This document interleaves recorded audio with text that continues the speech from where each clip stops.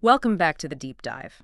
You sent us a really interesting book this time around. Meredith Earther's Get Out of My Head. Oh yeah, it's a lovely book, isn't it? Yeah. Visually, I mean, it feels kind of calming right from the start, which, let's be honest, is probably pretty welcome for anyone dealing with overthinking or maybe people pleasing or that perfectionist streak. Absolutely.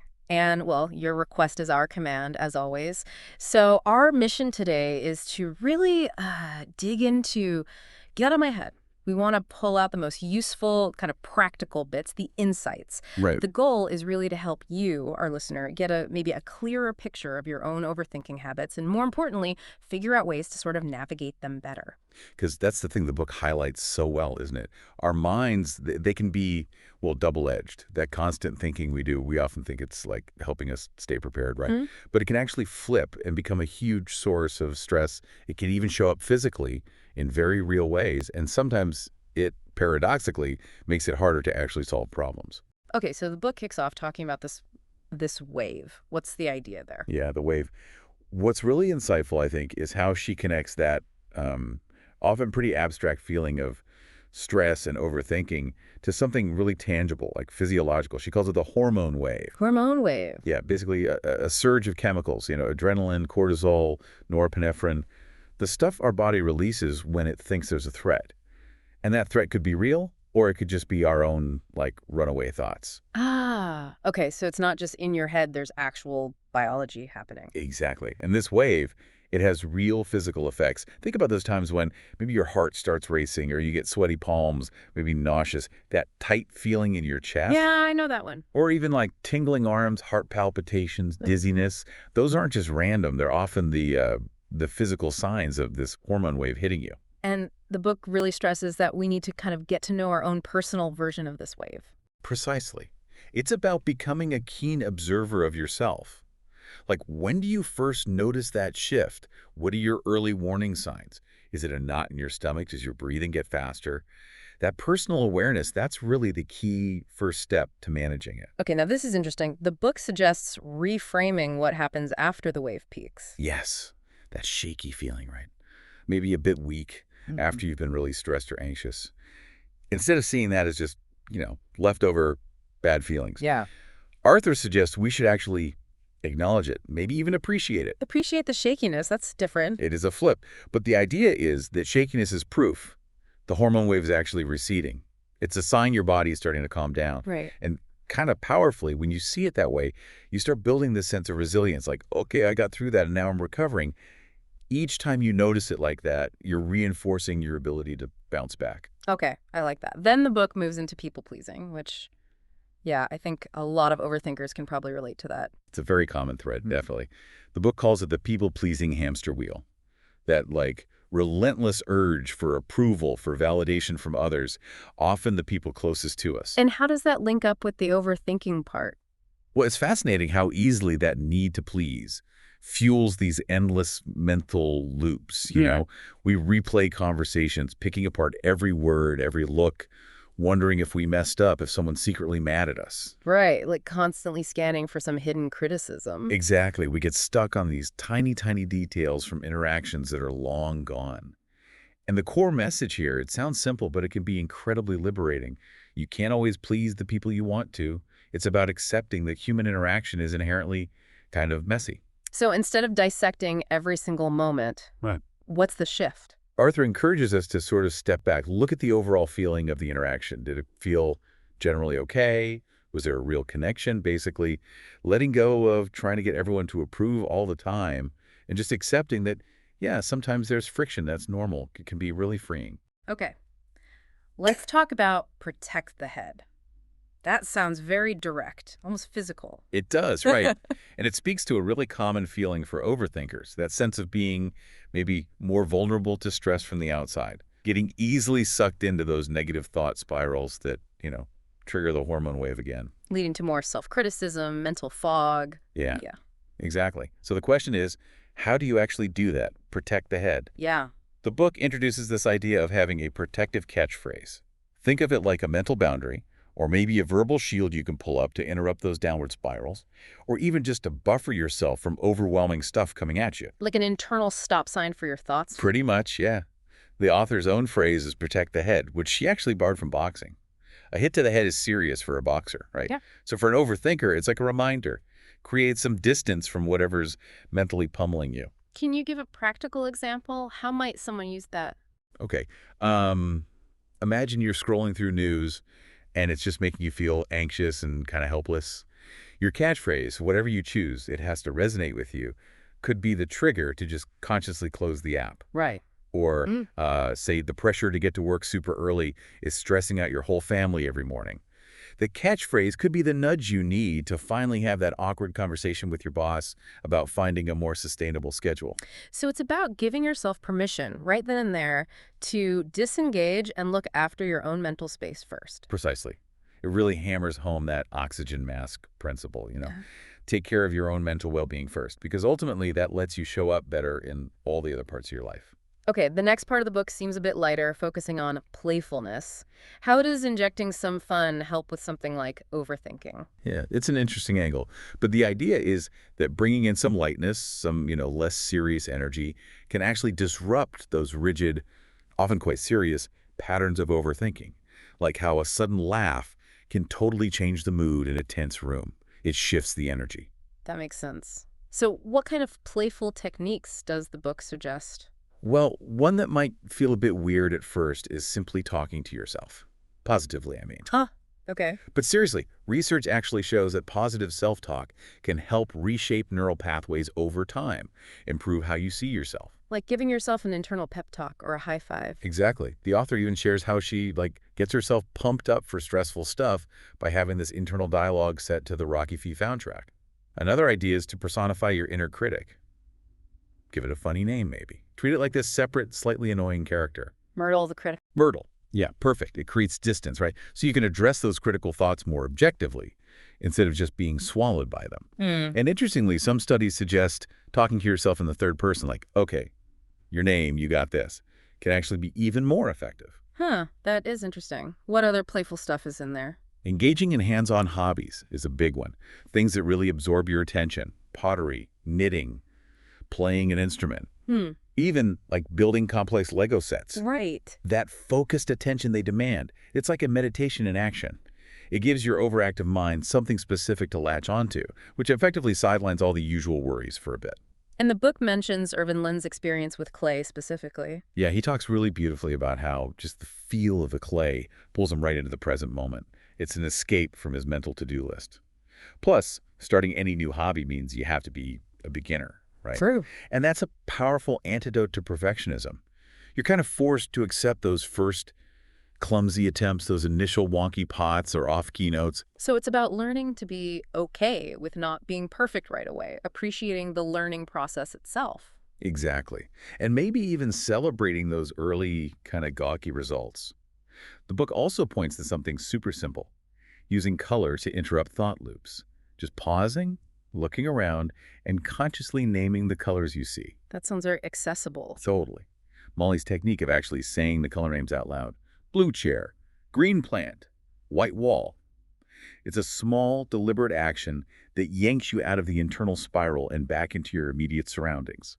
And then, maybe surprisingly, there's the benefit of boredom and phone-free walks. Boredom. That feels wrong in today's world. I know, right? But think about it, when we're constantly feeding our brains information and entertainment from screens, they don't get that quiet space to just wander, to make unexpected connections. Like kids making up games when they're bored. Exactly. We can tap into our own creativity, our own problem solving, when we actually allow for that mental downtime. And a phone-free walk just lets your mind unspool naturally. Having a friend along can even help you notice things you'd otherwise miss. Okay, moving on. The book talks about making a map. What kind of map are we talking about here? This is where the focus really shifts inward. It's all about personalization, self-awareness. The main idea is, look, there's no single magic bullet for overthinking. What works great for one person might do nothing for someone else. Right. So it's about mapping your own unique internal landscape, identifying your specific triggers, your common negative thought patterns, and figuring out which coping strategies actually work best for you. And setting personal ground rules is a big part of that mapping. Exactly. It means consciously noticing your own recurring habits of negative thinking, and then setting up your own personal guidelines to actively push back against them. The book gives some really concrete examples. Well, the author, for instance, she has a personal ban on starting sentences with "if only." She realized it almost always led her down this rabbit hole of regret and, like, black and white thinking. Very unproductive. Ah, okay. That's a very specific, tangible rule. Yeah. Another one is about tackling unhealthy communication habits. Like the urge some people feel to just bolt from social situations without saying goodbye properly, usually driven by anxiety. The book shares this great story of someone who learned to just be direct about needing to leave, and surprisingly, it actually strengthened their friendships. Interesting. And then there's the simple but often surprisingly effective strategy of breaking out of a mental spin by just doing one small, maybe even slightly annoying task from your to-do list. That little hit of accomplishment can be a real circuit breaker for rumination. So it's like creating these small, personalized mental guardrails to nudge ourselves away from those dead-end thought paths. That's a great way to put it.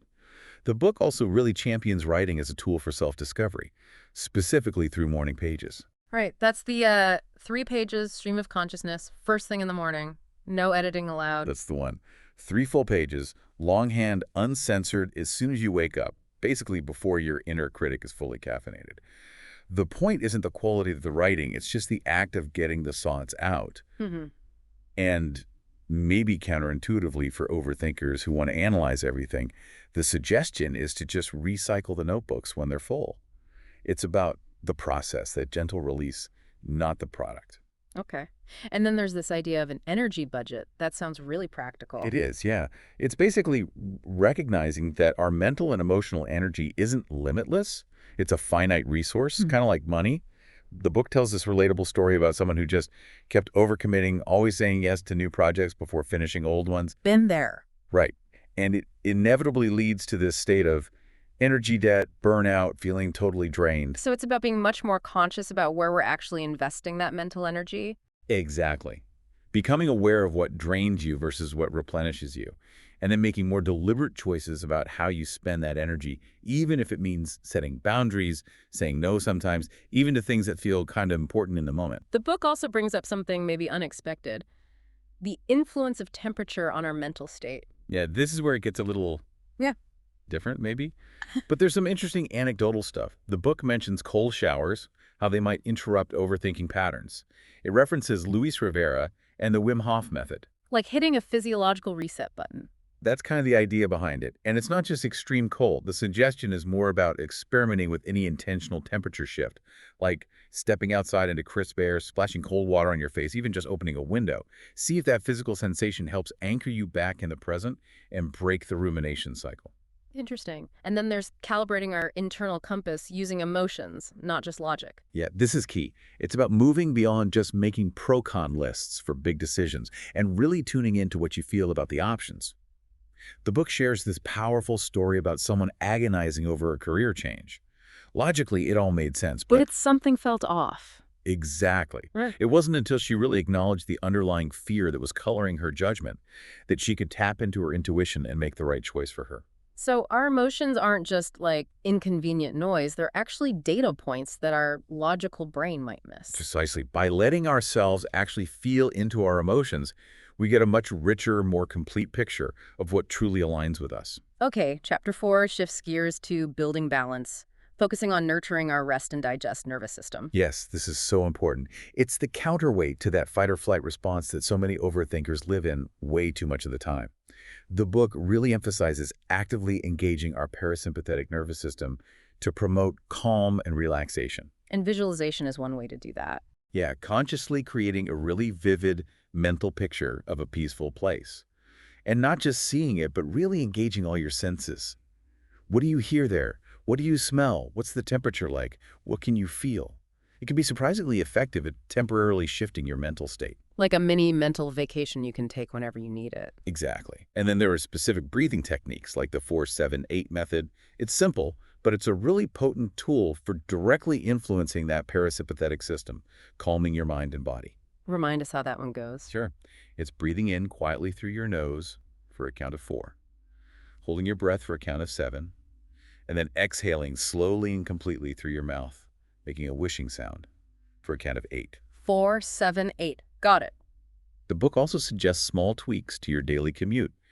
maybe listening to calming music, or trying binaural beats. Some people find those really meditative. Mm. Or even just calling a friend for a pleasant chat instead of stewing in traffic stress. And gratitude comes into play here too, right? In finding balance. Yeah, absolutely. Loads of research shows that actively focusing on what you're grateful for really helps break negative thought patterns.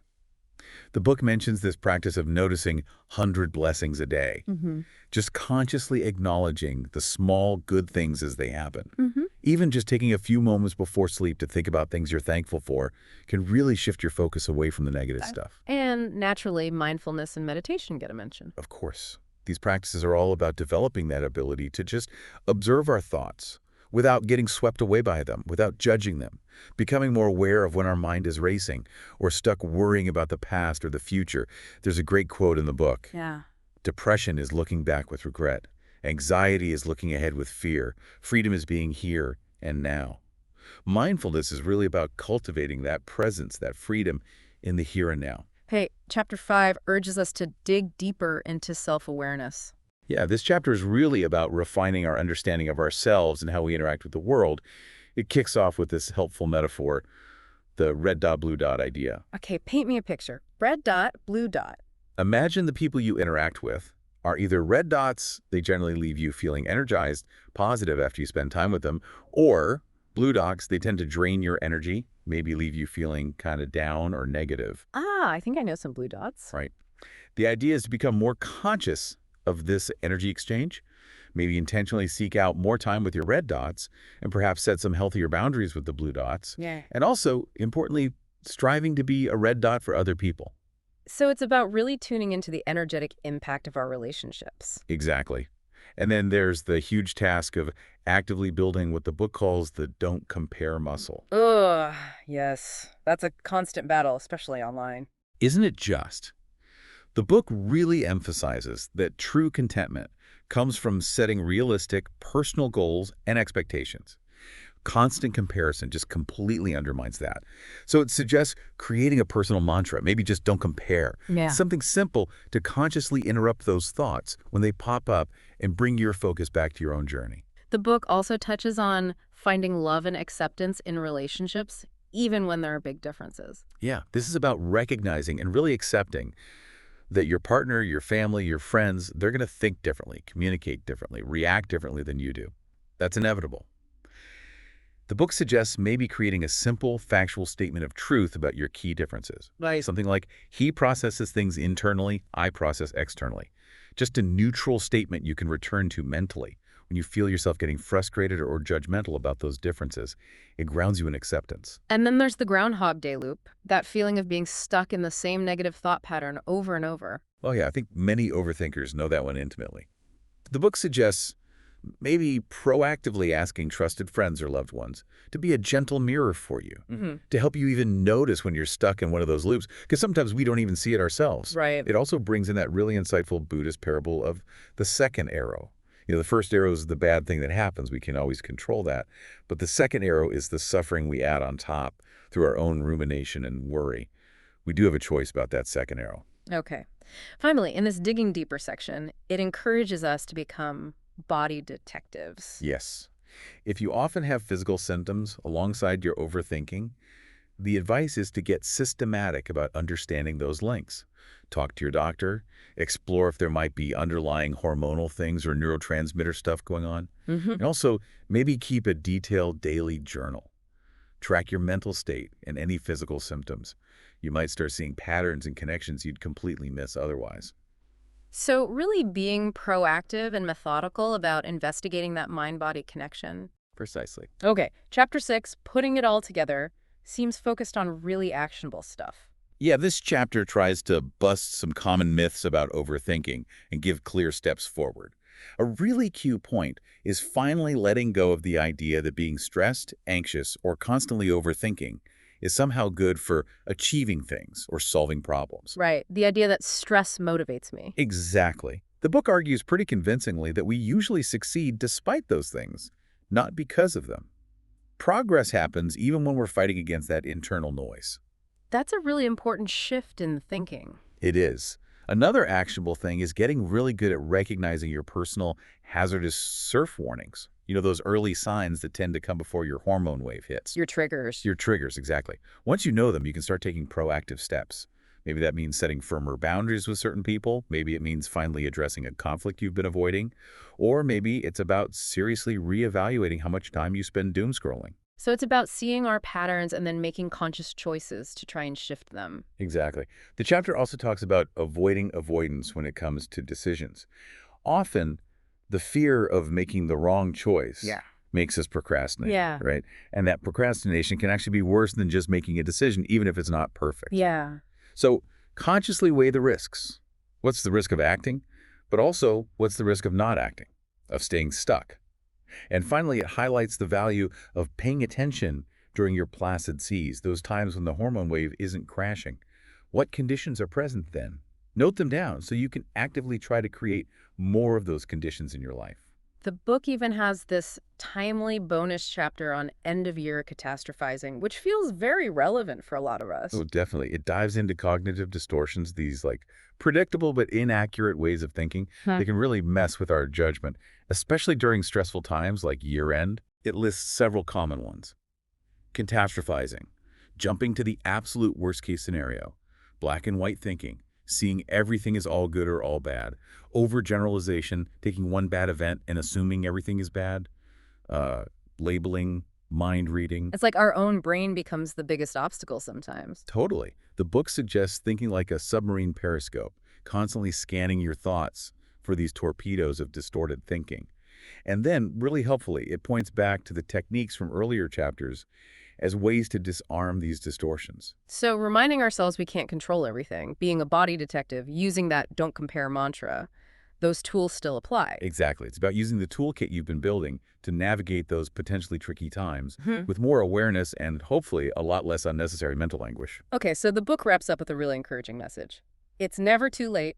Wash, rinse, repeat. Yeah, it really underlines that building a better relationship with your mind isn't a one-and-done thing. It's an ongoing journey, and you can absolutely start or start again at any time.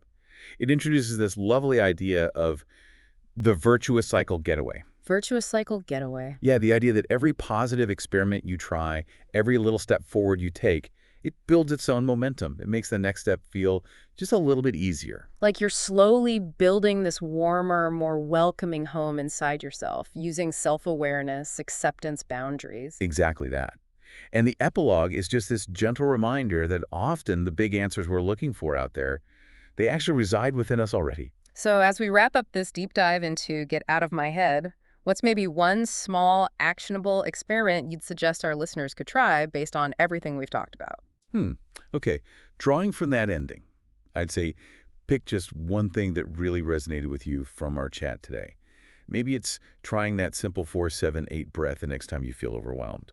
Or maybe it's experimenting with naming the colors around you when you notice your thoughts starting to race. Just one small thing. Just one small thing. Try it out. See how it feels. Notice what happens. And then, like the book says, wash, rinse, and repeat. Keep experimenting. Keep learning about yourself. Because ultimately, the most profound insights, the most lasting changes, they really do come from within you.